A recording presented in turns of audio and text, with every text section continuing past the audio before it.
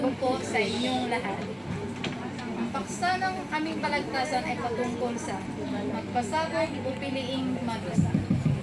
Pamilya ang sandalan sa panahon ng pangangailangan. Lilimot ang sarili pag may kagipitan. Ang iglesia ay walang pinagkaiba sa pamilya. Sandigan at hugutan ng pag-asa.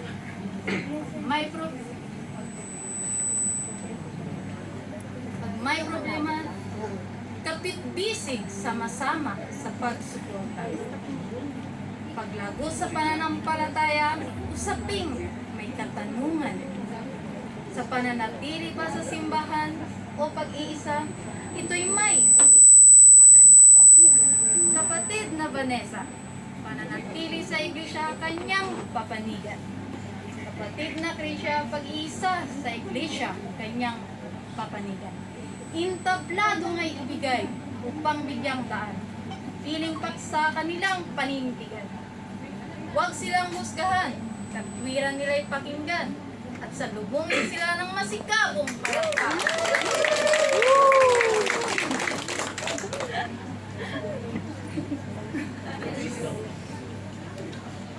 Kung sa iglesia, hindi ka magpasakop, sa alituntunin ay di ka makilahok.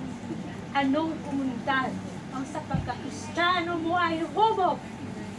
Baka sa kamangmangan mo'y sakit ng ulo ang idudulot. Kung makapanglayo ka naman ay wagas, di lang magpasakop, sakit ng ulo agad. Ang pagsisimba ba'y hindi pa sapat, maging bahagi ng iglesia ng 2 oras. Sapat ako'y ligtas, yan ang mahalaga. Sumamba paglinggo, pakainin ang kaluluwa. Pag ako'y nagtagal sa iglesia, baka kung masilip ba't ako'y magkasala. Bahagi ng pagpapasakop. Tawag ng paglago. Mababaw na katwiran sa ayaw sumunod. May ganun. Ba't di ang maganda ang sundin?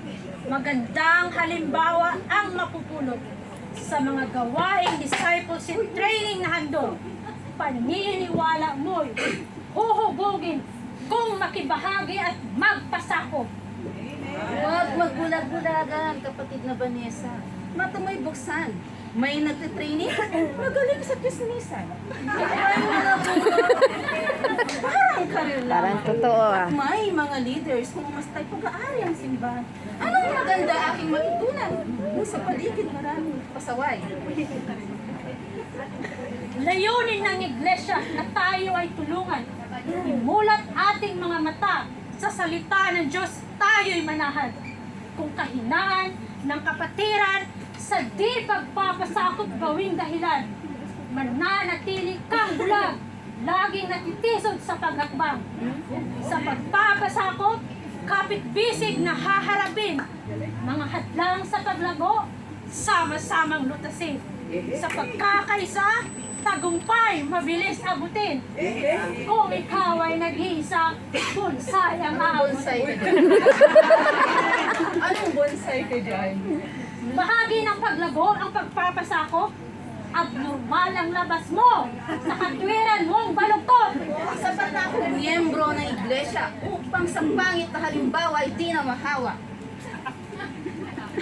Tila umiinit ang ating talakayan. Judge wala siya eh. Sa kanilang katwiran, usaping panandalian, itigil at sila'y awitan, upang ang init ng ulo'y mainsan. Aking tinatawagan kapag Sa Diyos nagpapasakop naman. Imposible hindi lalago kung sa Kanya'y mananahan. Kung totoong sa Diyos nagpapasakop, madali para sa iyo na sa utos niya'y sumunod. Batid mo ang iglesia ay katawan ni Jesus. Bahaging ka, kapatid, di ka pwedeng bumukod. ating na balitaktakan. Bigyang hatol ang tama at ituwid ang tila maling katwiran. Ating saliksikin banal na kasulatan upang mabigyan ng katwiran. Sa aklat ng Efeso chapter 4 verse 4-6. Ika-4. May isang katawan at may isang espiritu. Gaya naman ang pagkatawag sa inyo sa pag-asa ng pagtawag sa inyo. Ikalima, isang Panginoon, isang pananampalataya, isang bautismo. Ika-anim, isang Diyos at Ama ng lahat, na siyang sumasa ibabaw sa lahat, at sumasa lahat, at nasa lahat. Muli, parang hapon po lahat. Dala na lang ako ng listahan para hindi ako bago pa lang 2022. Tapos nagpa-proper mood baptism ako dito. Yung mga reason kasi is hindi ko naintindihan at hindi ko naunawaan yung kaya nung una with the master at hindi ko alam na Thank you. Hindi ko alam na magpa-proper mood ako kasi tumabi lang naman to si Sister Lizelle sa amin at tinatanong niya ako bakit ako nagpabaptize. So hindi ko naintindihan at hindi ko nasagot ng tama yung tanong niya. So sinabi niya na isa akong prospect na magpabaptize. Kaya sabi ko, ay ayoko nang tumabi kay Lizelle. Kasi ayoko talaga na kasi tapos na ako nagbaptize sa Pilipinas. Pero yun na nga hindi ko maintindihan. Kaya pagka Sunday naman, tinawag na ako, pinasumunan ako doon sa office.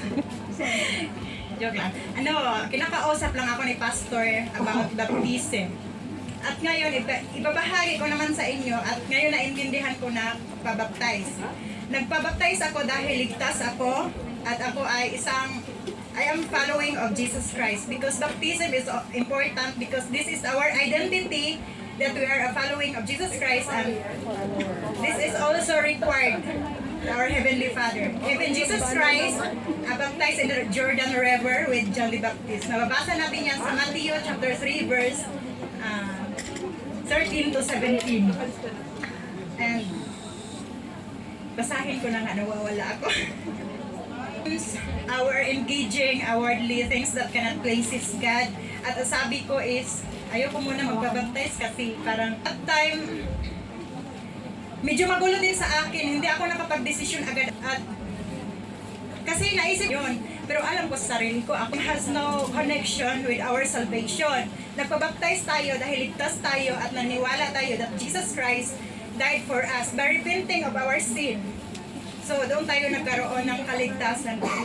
Chapter 1 verse 12. But as many as receive Him, to them give Him power to become the Son of God, even to them that believe it on His name.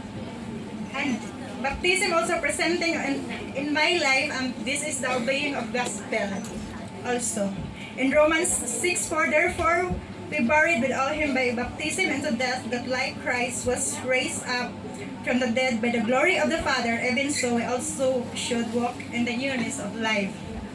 So yun lang naman po ay yung aking testimony at maraming salamat sa inyo at mapapalang hapon sa inyong lahat at to God be the glory. Amen. Thank you, Linlin Pascolado. Ang susunod ay ang pangalawang presentation. Ito ay balagtasan, timang magpasakop o piliing mag-isa. Naghanap ako ng employer, sabi ng mga agency sa akin. Ayaw ko po talaga ng matanda kasi hindi experience pa nun. At saka ayaw ko na rin po ng bata kasi sabi ko na, pero okay lang siguro kung malaki na. Pag yun ang ibinibigay ng Panginoon, wala po tayong magagawa. So pagdating ko po sa employer ko, kalooban mo sa akin. Kasi gusto ko rin po mag-serve kasi isang pastor siya. Mag-serve ng isang pastor. So, masaya ako na kung ano yung expectation mo as a pastor na employer mo, hindi po yun nangyayari. But thanks God kasi mula po noon, parang doon na po ako nag-adjust sa oras, sa day off ko kasi hinahatid ko pa po siya bago po ako mag-church. Tapos nagkaroon po talaga ako ng inis at saka sama ng loob sa employer ko kasi sabi ko sa kanya that day, muksi. Ang muksi kasi sa Chinese, sa English, yung pastor. Sabi ko, muksi, pwede po bang maaga tayo aalis kasi that time kasi ako yung presider. Ayoko po yung mali. So siguro, isa rin yung malaking adjustment kasi hindi siya marunong masyado ng Chinese, ay ng English. So doon malaking adjustment talaga. Pero salamat sa Panginoon kasi siya yung nagbibigay ng wisdom para maintindihan ko yung mga niya kahit sa mga body language. Pero mahirap, pero yun nga, pag ipag-pray natin sa Panginoon, talagang ibibigay ng Panginoon.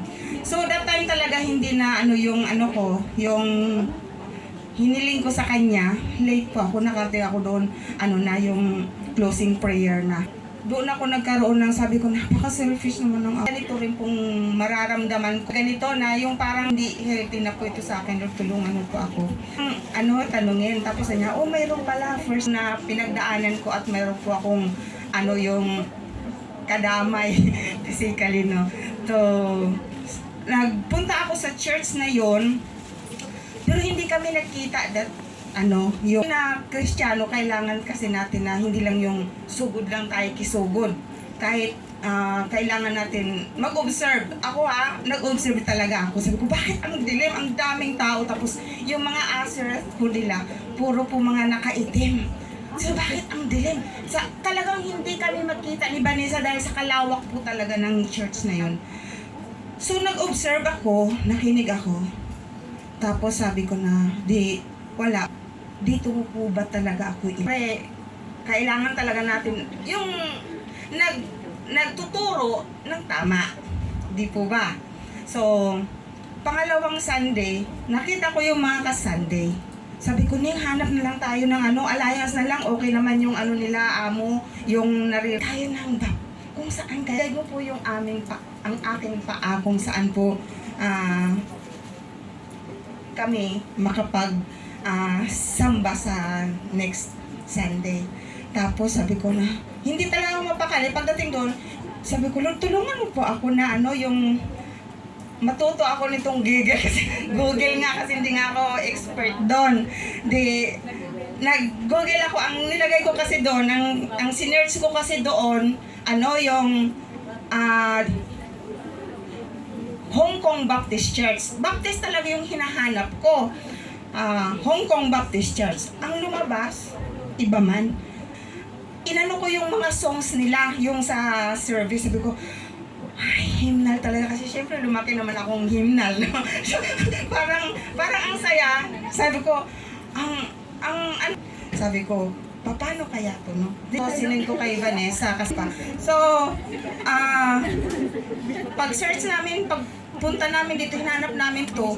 So, naligaw. Nahirap para anuhin yung nahan ka ng Panginoon at sasamahan ka niya. Hindi ka niya iiwan o pababayaan man. Kaya huwag kang matakot ni panghinaan ng loob. So, praise God po na nung nakita na po namin kasi nagtanong kami sa 7-Eleven sa niya, ay lakad pa kayo konti. So, maganda po yung pagkano.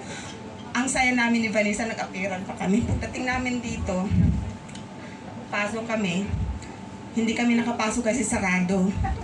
Tapos, nakapasok po kami dito pero wala pong kumausap sa amin. Sabi, paglabas namin, tapos ng service ako, ay, ganun pala sila, no? Hindi, walang nagwi-welcome, no? Kahit yung mga wala. Sabi pa, doon na kami sa CR, sabi naman ng may isang asher siguro niya, ay, mga ate. So, sabi namin,